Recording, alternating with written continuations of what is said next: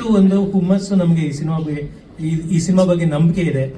ನಮ್ಮ ಮಾಧ್ಯಮ ಮಿತ್ರರು ದಯವಿಟ್ಟು ನಿಮಗೆ ನಾನು ಕೈ ಮುಗಿದು ಕೇಳ್ಕೊಳ್ತೀನಿ, ನಮ್ಮ ಪ್ರಚಾರವನ್ನು ತುಂಬಾ ಚೆನ್ನಾಗಿ ಮಾಡಿದ್ದೀರಾ. ಇದೇ ರೀತಿ ಮಾಡ್ತಾ ಹೋಗಿ ನಮ್ಮ ಎಲ್ಲರಿಗೂ ನಮ್ಮ ಜನರ ಹತ್ರ ಕರ್ಕೊಂಡು ಹೋಗೋದಕ್ಕೆ ನೀವೇ ನಮಗೆ ಇರುವ ಸೇತುವೆ ಅಂತ ನಾನು ಮತ್ತೆ ಮತ್ತೆ ಹೇಳಿದ್ದೀನಿ.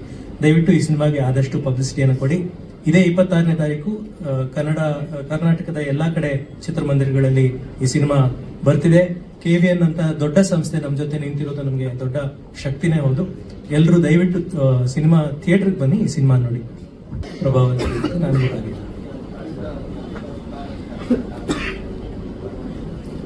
ಇರ್ಬೋದು.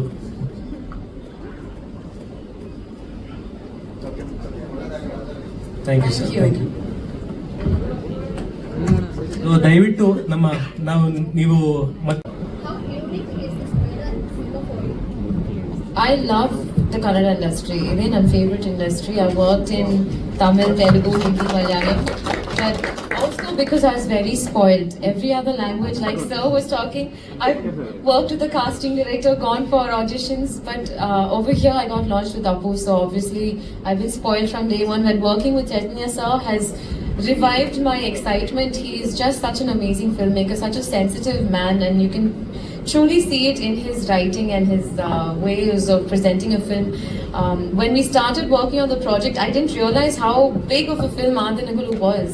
But through the course of the film and obviously in every press interaction, we realized the impact he's had.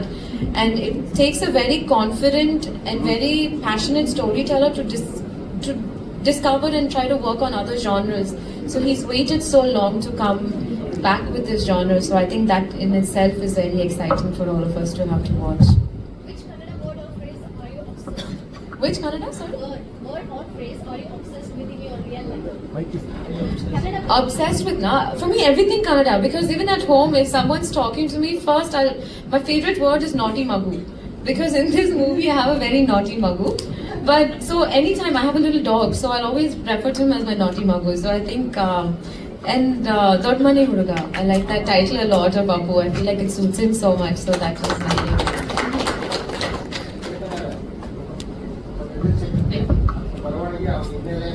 Because you got amazing actors like Pratap on board. This film has two very interesting new introductions. One is Tejas Jairam. Teju is there. He is being introduced in this film. He is part of the Singli gang, and Aditya Ashray plays Singli, who's a small-time gangster and very, very interesting, almost lizard-like character.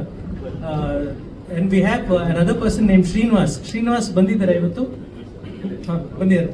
Srinivas, who plays the role of Tommy. He's also it's his first film. There are many others whose first film this is.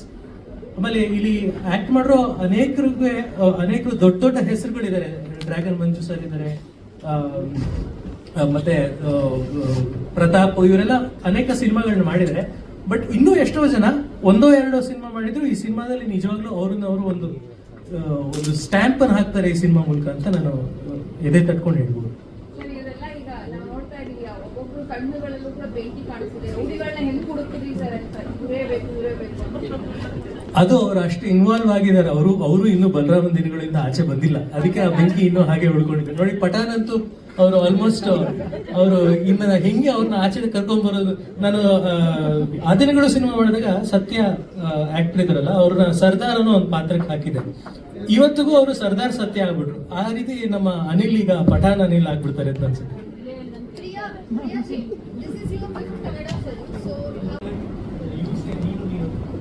Oh, none in the movie. Howdalla, very bad. Respect ಕೊಡಬೇಕಲ್ಲ. Why sir? I didn't even notice. ನನಗೆ ಇಷ್ಟು ಕನ್ನಡನೇ ಗೊತ್ತು. So ನನಗೆ ಈ ತರ I didn't even register that. ಯಾಕೆ sir?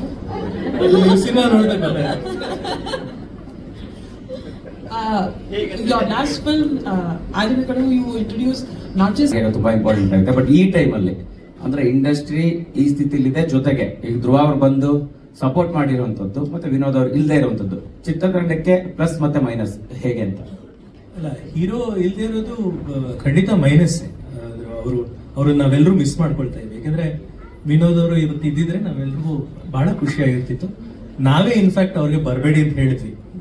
ಅವರು ಎಕ್ಸಾಷನ್ ಇರೋದ್ರಿಂದ ಇವತ್ತು ಮತ್ತೆ ನಿನ್ನೆ 2 ದಿವಸ ನೀವು ರೆಸ್ಟ್ ತಗೊಳ್ಳಿ, ನಾಳೆಯಿಂದ ಜಾಯ್ನ್ ಆಗಿ ಅಂತ ಕೇಳಿದ್ವಿ. ಇನ್ಫ್ಯಾಕ್ಟ್ ಅವ್ರು ಬರ್ತೀವಿ ಅಂತ ಹೇಳಿದ್ರು, ನಾವೇ ಬರಬೇಡಿ ನಾಳೆಯಿಂದ ಬನ್ನಿ ಅಂತ ಹೇಳಿದ್ವಿ. ಅವರು ನಾಳೆಯಿಂದ ಮತ್ತೆ ನಮ್ಮ ಪ್ರಮೋಷನ್ ಆಕ್ಟಿವಿಟೀಸ್ ಜಾಯ್ನ್ ಆಗ್ತಾರೆ. ಆಮೇಲೆ ಧ್ರುವ ಅವರು ಎಷ್ಟು ಅವರ ದೊಡ್ಡಸ್ತಿಕೆನ ತೋರಿಸ್ದೆ, ಅವರು ಬಂದು ಅವರು ಒಪ್ಕೊಂಡು ನಮ್ಮ ಈ ಟ್ರೈಲರ್ನ ಲಾಂಚ್ ಮಾಡಿಕೊಟ್ಟಿದ್ದಕ್ಕೆ ಅವ್ರನ್ನ ಕೃತಜ್ಞತೆಗಳನ್ನ ಸಲ್ಲಿಸ್ತಾರೆ. ಸರ್, ಈಗ ಪರ್ಟಿಕ್ಯುಲರ್ ಆಗಿ ಒಂದು ಅಂದ್ರೆ ಇದನ್ನ ನಾನು ಆರಂಭದಲ್ಲೇ ಹೇಳ್ತಾ ಇದ್ದೀನಿ, ನೆಗೆಟಿವ್ ಏನಲ್ಲಿ ಕೇಳ್ತಾ ಇಲ್ಲ. ಸಹಜವಾಗಿ ಅಂದ್ರೆ ಸಿನಿಮಾ ರಿಲೀಸ್ ವೇಳೆ ಒಂದು ಅನಿರೀಕ್ಷಿತ ಘಟನೆ ಅಂದ್ರೆ ಅವರ ಆರೋಗ್ಯದಲ್ಲಿ ಏರ್ಪೇರ್ ಆಗಿರ್ತಕ್ಕಂಥದ್ದು, ಆಸ್ಪತ್ರೆಗೆ ಹೋಗಿರುವಂತದ್ದು ಎಲ್ಲವೂ ಕೂಡ ಗೊತ್ತಾಗಿದೆ ನಮ್ಗೆ. ಅಂದ್ರೆ ಒಂದು ಈಗ ಹೊರಗಡೆ ಇರುವಂತ ಆಡಿಯನ್ಸ್ ದೃಷ್ಟಿಕೋನದಲ್ಲಿ ನೀವ್ ಹೇಳೋದಾದ್ರೆ ಎಲ್ಲ ಒಂದ್ ಕಡೆ ಚಿತ್ರತಂಡ ಇದನ್ನ ಅಂದ್ರೆ ಆರೋಗ್ಯದ ವಿಚಾರದಲ್ಲಿ ಖಂಡಿತ ನಾನು ಹೇಳ್ತಾ ಇದ್ದೀನಿ, ಅದು ನೆಗೆಟಿವ್ ಆಗಿ ನಾವು ತಗೊಳ್ತಾ ಇಲ್ಲ ಮಾಧ್ಯಮದವರು. ಎಲ್ಲ ಪ್ರಚಾರದ ಅನಿವಾರ್ಯತೆ ಹೀಗೆ ಮಾಡಿದ್ರ ಹೀಗೆ ಅಂತ ಒಂದಿಷ್ಟು ಕಲ್ಪನೆಗಳು ಬಂದಾಗ ಅದಕ್ಕೆ ಯಾವ ರೀತಿ ಚಿತ್ರತಂಡ ಸಮರ್ಥನೆ ಕೊಡ್ತೀರಿ ಅಂತ. ಈಗ ನಾನು ಹಿಂಗೆ ಇದೀನಲ್ಲ ನೋಡೋದಿಕ್ಕೆ, ನಾನು ಒಂದ್ ವೇಳೆ ಕುಸ್ದಿದ್ರೆ ನೀವು ಓಕೆ ಅದು ಪಾಪ ಹೆಂಗೋ ಸಿನಿಮಾಗೆ ಹೆಲ್ಪ್ ಆಗುತ್ತೆ ಅಂತ ಹೇಳ್ಬೋದು. ವಿನೋದ್ ಅವರು ಅಷ್ಟು ಗಟ್ಟಿಮುಟ್ಟಾಗಿರೋರು, ಅವರು ಕುಸಿದ್ರೆ ಅದು ಪಾಸಿಟಿವ್ ಪಬ್ಲಿಸಿಟಿ ಹೇಗಾಗುತ್ತೆ, ಅಥವಾ ಅದನ್ನ ಬೇಕು ಅಂತ ಆತರ ಗಿಮಿಕ್ ಯಾರು ಮಾಡಕ್ ಹೋಗ್ತಾರೆ? ಈ ತರದ್ದು ಏನು ಇಲ್ಲ. ನಿಜವಾಗ್ಲೂ ಹಿ ವಾಸ್ ಅನ್ವೆಲ್, ಆದ್ರಿಂದ ಅದು ಆಯ್ತು ಅಷ್ಟೇ. ಅಲ್ಲ ಅಂದ್ರೆ ಈಗ ನೀವು ಫೇಸ್ ಮಾಡಿರ್ತೀರಾ, ಅದಕ್ಕೆ ನಿಮಗೆ ಆದ್ರೆ ಇದೊಂದು ಗಿಮಿಕ್ ಆಗಿ ಆಗಿರುವಂತದ್ದಲ್ಲ, ಇದು ಜೆನ್ಯೂನ್ ಆಗಿ ಆಯ್ತು. ಇನ್ಫ್ಯಾಕ್ಟ್ ನಾವು ಮೊದಲು ಯಾರಿಗೂ ಹೇಳಿರ್ಲಿಲ್ಲ, ಅದು ನ್ಯೂಸ್ ಆಚೆ ಹೋದಾಗ ನಾವು ಅನಿವಾರ್ಯತೆಯಿಂದ ನಾವು ಅದನ್ನ ಕಡೆಗೆ ಹೌದು ಈ ತರ ಅವ್ರು ಕೊಲ್ಯಾಪ್ಸ್ ಆದ್ರೂ ಅವರ ಆರೋಗ್ಯ ಕೆಟ್ಟಿದೆ ಅಂತ ಒಪ್ಕೊಂಡ್ರು.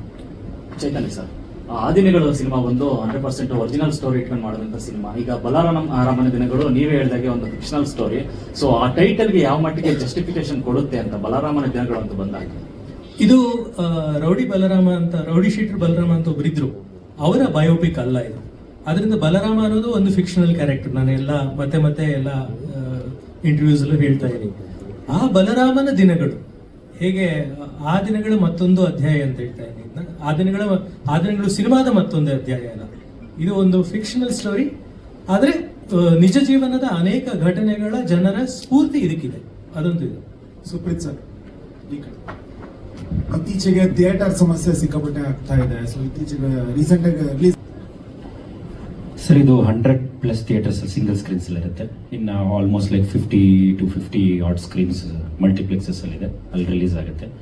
ಈಗ ಈ ಸಮಸ್ಯೆಗಳು ಯಾವಾಗ ಬರುತ್ತೆ ಅಂತಂದ್ರೆ ಸರ್, ಈಗ ಹೊಸ ಸಿನಿಮಾಗಳು ಬಂದಾಗ, ಹೊಸಬರು ಬಂದಾಗ ಅದು ಸಮಸ್ಯೆ ಇರುತ್ತೆ. ಯಾಕಂದ್ರೆ ಮೊದಲ ಹಾಗೆ ಒಂದು ಸಿನಿಮಾ ಪ್ರೂವ್ ಮಾಡೋದಕ್ಕೆ 1 ವೀಕ್, 1 ವಾರ 2 ವಾರ ಬೇಕಾಗಿತ್ತು. ಮುಂಚೆ ನೀವು ಒಂದು 10-15 ವರ್ಷದ ಹಿಂದೆ ಹೋದ್ರೆ ಯಾವುದೇ ಸಿನಿಮಾ ಅಟ್ಲೀಸ್ಟ್ 1 ವಾರ ಸಸ್ಟೈನ್ ಆಗೋದು. ಇವತ್ತು ಹೇಗೆಂದ್ರೆ ಮಾರ್ನಿಂಗ್ ಶೋ ರಿಲೀಸ್ ಆಗಿ ಈವ್ನಿಂಗ್ ಶೋ ಅಷ್ಟರಲ್ಲಿ ಅದು ಪ್ರೋಗ್ರೆಸ್ ಆಗಲಿಲ್ಲ ಅಂತಂದ್ರೆ ಶೋಸ್ ರಿಮೂವ್ ಆಗೋಗುತ್ತೆ ಆಟೋಮೆಟಿಕಲಿ. ಯಾಕೆ ಅಂತಂದ್ರೆ ಇವತ್ತು ಒಂದು ಶೋ ರನ್ ಆಗಬೇಕು ಅಂತಂದ್ರೆ ಒಂದು ಮಿನಿಮಲ್ ಎಕ್ಸ್ಪೆನ್ಸಸ್ ಅನ್ನೋದು ಇದ್ದೇ ಇರುತ್ತೆ. ಒಂದು ಮಲ್ಟಿಪ್ಲೆಕ್ಸಸ್ ಒಂದು ಶೋ ರನ್ ಆಗಬೇಕು ಅಂದ್ರೆ ಒಂದು ಮಿನಿಮಲ್ ಎಕ್ಸ್ಪೆನ್ಸಸ್ ಅನ್ನೋದು ಇರುತ್ತೆ. ಅದು ಯಾವಾಗ ಅವ್ರಿಗೆ ಜನರೇಟ್ ಆಗಲ್ಲ ಅದನ್ನ ಅವ್ರು ರಿಮೂವ್ ಮಾಡ್ತಾರೆ. So this is how theatre works. Shreyas sir, ಇದು ನಿಮ್ಗೆ ಪ್ರಶ್ನೆ. ಅಂದ್ರೆ ನೀವು ಇಂಡಸ್ಟ್ರಿಗೆ ಬರುವಂತ ಯೋಚನೆ ಜೊತೆಗೆ ಸರ್ ಇಲ್ಲಿ ಈ ಸಿನಿಮಾನೇ ಮಾಡಕ್ಕೆ ಒಂದು ಪರ್ಟಿಕ್ಯುಲರ್ ಕಾರಣ ಇದೆ ಅನ್ನೋಂತ ಒಂದು ಎಲ್ಲ ನಾನ್ ಕೇಳಿರೋ ಮಾಹಿತಿ. ಅಂದ್ರೆ ಬಲರಾಮನಿಗೂ ಮತ್ತೆ ನಿಮ್ಗೆ ಪರಿಚಯದ ಬಗ್ಗೆ ಏನಾದ್ರು ಅಲ್ಲ. ಹಾಯ್ ಸರ್, ಜಗಿ ಸರ್, ನಮಸ್ತೆ. ಬಲರಾಮ್ ಅವ್ರದ್ದು ಹೌದು, ಒಂದೇ ಊರು ಒಂದೇ ಜನ ಎಲ್ಲ, ಅವ್ರಿಗೆ ಒಂದೇ ಜನ ಎಲ್ಲ ಅವೆಲ್ಲ ಒಂದೇ. ಬಟ್ ಅವ್ರದೇ ಕತೆ ಅಂತ ಸರ್ ಹೇಳಿದ್ರಲ್ಲ, ಅವ್ರದೇ ಕತೆ ಅಂತ ಅಲ್ಲ, ಇದೊಂದು ಫಿಕ್ಷನಲ್ ಕತೆ ಆಗುತ್ತೆ. ಬಟ್ ಗ್ಯಾಂಗ್ಸ್ಟರ್ ಕತೆನೇ ಮಾಡ್ಬೇಕು ಅಂತ ಬಂದಿದ್ದು ನಾನು. ಇದಕ್ಕೆ ಒಬ್ರು ಯಾರು ಸರಿ ಅಂತ ಹುಡುಕಿದಕ್ಕೆ ನಮ್ ಸರ್ ಸಿಕ್ಕಿದ್ರು. ಬಿಕಾಸ್ ನಾವೆಲ್ಲ ಆ ದಿನಗಳು ಫ್ಯಾನ್ಸ್. ಅದು ಕಮ್ಮಿ ಅಂದ್ರೂ 125 ಸತಿ ಸಿನಿಮಾ ನಾನೇ ನೋಡಿದ್ದೀನಿ ಆ ದಿನಗಳು. ಸೊ ರೀಕ್ರಿಯೇಟ್ ಮಾಡಬೇಕು ಅಂತಾನೆ ಬಂದಿದ್ದು ಸರ್. ಆ ದಿನಗಳಿಗೆ ಏನ್ ಎಕ್ಸ್ಪೆಕ್ಟ್ ಮಾಡ್ಕೊಂಡು ಜನ ಬರ್ತಾರೋ 100% ಆ ರಿಸಲ್ಟ್ ಅಂತೂ ಸಿಗುತ್ತೆ. ಬಲರಾಮನ್ ಕತೆ ಅದು ಇದು ನನಗಂತೂ ಗೊತ್ತಿಲ್ಲ. ಒಟ್ಟಾಗಿ ಒಂದೇ ಊರು ಒಂದೇ ಜನ ಎಲ್ಲ ಒಂದಿದೆ.